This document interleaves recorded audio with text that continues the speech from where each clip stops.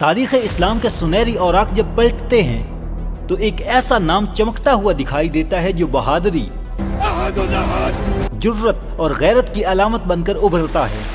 یہ وہ شخصیت ہیں جنہیں نبی کریم صلی اللہ علیہ وآلہ وسلم نے سید الشہداء کا لقب عطا فرمایا اور جن کے بازوؤں کی ضرب دشمنوں کے لیے قیامت بن جاتی تھی۔ وہ ہیں شیر خدا، شیر رسول، حضرت حمزہ بن عبد المطلب رضی اللہ تعالی عنہ۔ حضرت حمزہ رسول اللہ صلی اللہ علیہ وسلم کے چچا تھے۔ ان کا تعلق عرب کے سب سے معزز اور بااثر خاندان بنو ہاشم سے تھا۔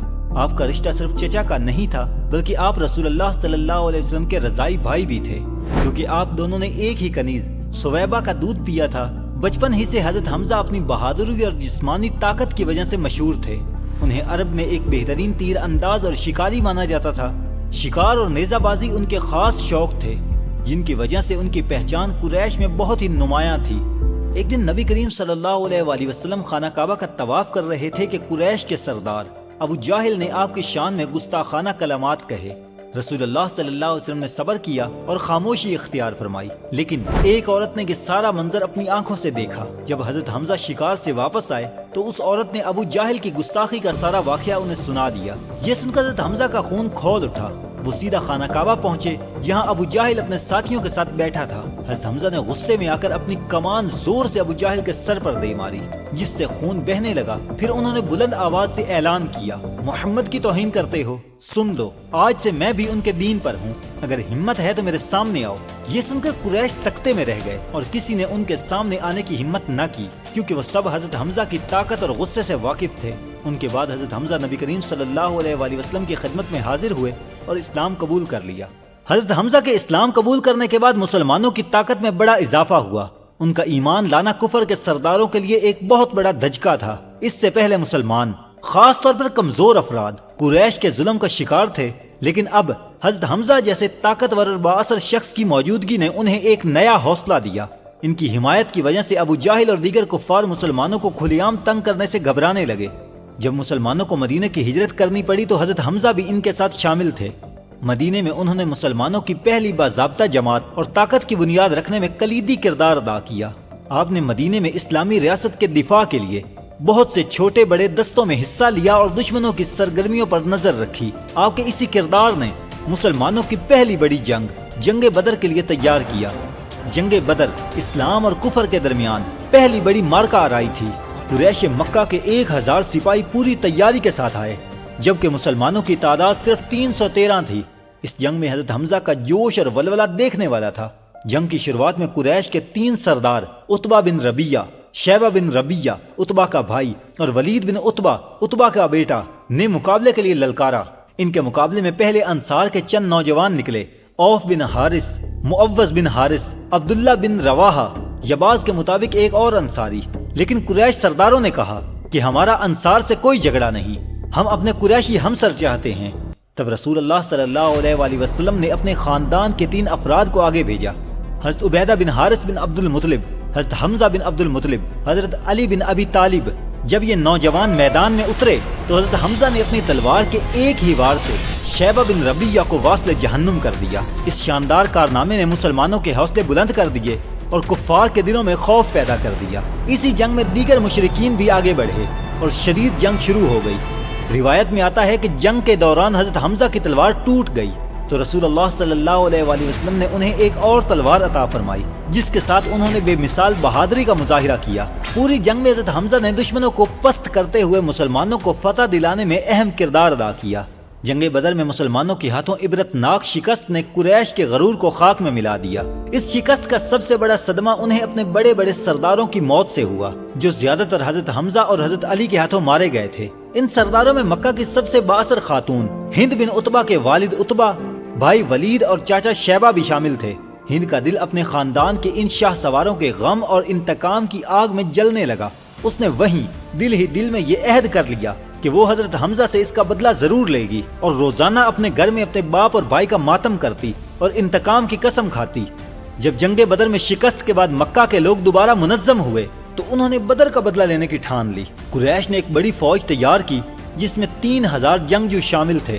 اس لشکر کے ساتھ مکہ کی وہ عورتیں بھی تھیں جن کے خاندان کے لوگ بدر میں مارے گئے تھے، اور ان کا مقصد مردوں کو جوش دلانا تھا۔ ان عورتوں کی قیادت ہند بن عتبہ کر رہی تھی، جو اپنے دل میں نفرت اور انتقام کا ایک سمندر لیے ہوئے تھی۔ ہند نے اس جنگ میں کامیابی کے لیے ایک خاص منصوبہ بنایا۔ اس نے اپنے غلام واشی بن حرب کو بلایا۔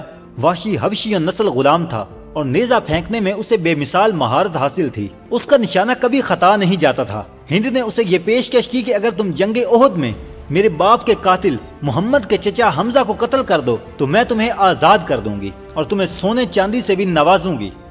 واشی کو یہ سن کر بہت خوشی ہوئی، کیونکہ اسے غلامی سے آزادی کی شدید خواہش تھی۔ اس نے یہ پیشکش قبول کر لی اور دل ہی دل میں تہیہ کر لیا کہ وہ میدان جنگ میں کسی دوسرے شخص پر وار نہیں کرے گا، بلکہ صرف اور صرف حضرت حمزہ کو تلاش کرے گا اور جیسے ہی موقع ملے گا اپنے نیزے کا وار کر کے انہیں ختم کر دے گا۔ اور پھر آخر کار وہ وقت آ گیا۔ جنگ احد کا میدان ایک پہاڑ کے دامن میں تھا۔ نبی کریم صلی اللہ علیہ وسلم نے جنگی حکمت عملی کے تحت 50 بہترین تیر اندازوں کو ایک چھوٹی پہاڑی جسے جبل رمات کہا جاتا ہے پر تعینات کیا، اور انہیں واضح طور پر ہدایت کی کہ چاہے ہم جیت جائیں یا ہار جائیں، تم اس جگہ کو نہ چھوڑنا۔ جنگ شروع ہوئی اور مسلمان اپنی بہادری کی وجہ سے کفار پر حاوی ہونے لگے۔ قریش کا لشکر بکھرنے لگا اور ان کے علمبردار بھاگ کھڑے ہوئے۔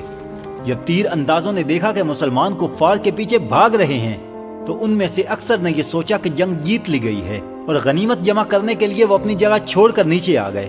صرف چند تیر انداز ہی پہاڑ پر رہ گئے۔ اسی لمحے قریش کے ایک اور فوجی کمانڈر حضرت خالد بن ولید نے، جو اس وقت تک مسلمان نہ ہوئے تھے، صورتحال کا فائدہ اٹھایا، اور جب انہوں نے دیکھا کہ پہاڑی خالی ہو چکی ہے تو وہ اپنے گھوڑ سواروں کے ساتھ پہاڑی کے پیچھے سے گھوم کر آئے اور بچے ہوئے تیر اندازوں کو شہید کر دیا۔ پھر انہوں نے پیچھے سے مسلمانوں پر شدید حملہ کر دیا۔ مسلمانوں کو اس اچانک حملے کی توقع نہ تھی۔ اس حملے نے جنگ کا پانسا ہی پلٹ دیا اور مسلمانوں کو شدید نقصان اٹھانا پڑا۔ یہیں اسی افراتفری اور شدید لڑائی کے دوران واشی بن حرب کو حضرت حمزہ پر وار کرنے کا موقع ملا، اور اس نے اپنے نیزے کا نشانہ لے کر حضرت حمزہ پر وار کیا۔ اس کا نیزہ حضرت امیر حمزہ کے پیٹ میں پیوست ہو گیا، جس کی وجہ سے وہ جام شہادت نوش فرما گئے۔ میدان احد میں جب واشی بن حرب کے نیزے نے حضرت حمزہ کو شہید کیا تو کفر کے لشکر میں خوشی کی لہر دوڑ گئی۔ واشی نے اپنا نیزہ نکالا اور خوشی سے ہند بن عتبہ کے پاس گیا۔ ہند جو بدلے کی آگ میں جل رہی تھی، اس کا دل نفرت اور غصے سے بھرا ہوا تھا۔ اس نے حضرت حمزہ کے جسم کی بے حرمتی کی، ان کی ناک، کان اور دیگر اعضاء کاٹ دیے اور پھر ان کا کلیجہ نکالا۔ اس نے بدترین انتقام کی اس مثال کو پورا کرنے کے لیے کلیجہ چبانے کی کوشش کی، لیکن اللہ تعالیٰ نے اسے ایسا کرنے سے روک دیا اور وہ اسے نگل نہ سکی اور فوراً ہی اگل دیا۔ جنگ ختم ہونے کے بعد جب مسلمانوں نے اپنے شہیدوں کو تلاش کرنا شروع کیا تو نبی کریم صلی اللہ علیہ وآلہ وسلم بھی اپنے پیارے چچا حضرت حمزہ کو تلاش کرنے کے لیے نکلے۔ آپ صلی اللہ علیہ وآلہ وسلم کا دل شدت سے ان کی بہادری اور محبت کا گواہ تھا۔ جب آپ صلی اللہ علیہ وآلہ وسلم نے حضرت حمزہ کی لاش کو اس حالت میں دیکھا تو آپ صلی اللہ علیہ وآلہ وسلم کی آنکھوں سے بے اختیار آنسو بہنے لگے، اور آپ صلی اللہ علیہ وسلم نے فرمایا، اے اللہ، میں نے کسی شہید کو اس حالت میں نہیں دیکھا جس طرح میرے چچا کے ساتھ کیا گیا۔ صحابہ اکرام بھی اس منظر کو دیکھ کر غم زدہ ہو گئے۔ حضرت حمزہ نہ صرف نبی کریم صلی اللہ علیہ وآلہ وسلم کے چچا اور رضائی بھائی تھے، بلکہ وہ اسلام کے سب سے بڑے محافظ اور مسلمانوں کی طاقت کا نشان تھے۔ ان کی شہادت نے پورے مدینہ کو غم میں ڈبو دیا۔ اس شدید غم اور دکھ کے باوجود نبی کریم صلی اللہ علیہ وآلہ وسلم نے صبر اور اللہ کی رضا کا بے مثال مظاہرہ کیا۔ آپ صلی اللہ علیہ وسلم نے فرمایا، اے حمزہ، میں تمہیں اپنے سب شہیدوں کا سردار مانتا ہوں۔ اس کے بعد آپ صلی اللہ علیہ وآلہ وسلم نے حضرت حمزہ کی نماز جنازہ ادا کی اور انہیں دیگر شہداء کے ساتھ احد کے میدان میں ہی دفن کرنے کا حکم دیا۔ کئی سال بعد جب مکہ فتح ہوا تو وحشی بن حرب، جس نے حضرت حمزہ کو شہید کیا تھا، ایمان لے آیا اور نبی کریم صلی اللہ علیہ وآلہ وسلم کے سامنے حاضر ہوا۔ نبی کریم صلی اللہ علیہ وآلہ وسلم نے واشی کو دیکھ کر فرمایا، اگر تم اپنا چہرہ مجھ سے چھپائے رکھو تو بہتر ہے، کیونکہ میں تمہیں دیکھ کر اپنے چچا کو یاد کرتا ہوں۔ اور اس کے باوجود آپ صلی اللہ علیہ وآلہ وسلم نے واشی کو معاف کر دیا۔ اسی طرح جب ہند بن عتبہ بھی مسلمان ہوئی تو نبی کریم صلی اللہ علیہ وآلہ وسلم نے اس کو بھی معاف کر دیا، اور ہند نے بعد میں اسلام کی ایک مضبوط پیروکار کی حیثیت سے زندگی گزاری۔ یہ نبی کریم صلی اللہ علیہ وسلم کی بے مثال رحمت اور عفوت درگزر کا عملی مظاہرہ تھا۔ ان کی زندگی نے یہ ثابت کر دیا کہ ذاتی انتقام کی بجائے اللہ کی رضا اور معافی کی راہ پر چلنا ہی اصل کامیابی ہے۔ حضرت حمزہ کی زندگی اسلام کی عظمت، بہادری اور قربانی کی ایک روشن مثال ہے۔ ان کی شہادت نے مسلمانوں کو ایک نیا ولولہ اور ہمت دی اور یہ ثابت کیا کہ حق کی راہ میں جان دینے سے بڑی کوئی فضیلت نہیں۔ ان کی داستان رہتی دنیا تک شیر خدا کے نام سے زندہ رہے گی۔